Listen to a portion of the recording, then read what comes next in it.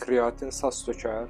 Kreatin əzələ gücünü və yaxsız kütləni artıran, ən əsası da performansımızı artıran əlavələrdən biridir. Son zamanlar kreatinin saç tökməsi ilə bağlı məlumatlar sosial mediada gəzir.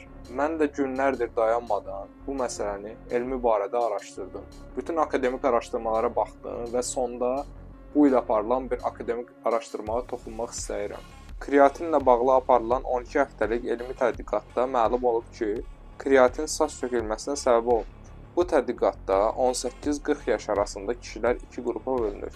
Birinci qrup gündəlik 5 qram kreatin alarkən, ikinci qrup isə heç bir qida əlavəsindən istifadə etməmişdir. Nəticədə testosteron və DHT səviyyələrində fərq yaranmayıb. Yəni qısaca kreatin saç tökmür və bu haqqda heç bir elmi əsas yoxdur. Siz də qorxusuz şəkildə günlük 3-5 qram kreatin istifadə edərək əzələ gücünüzü, performansınızı artıra bilərsiniz. Başqa nə cür araşdırmaların gəlməyini istəyərdiniz? Şərhlərdə mütləq qeyd edin.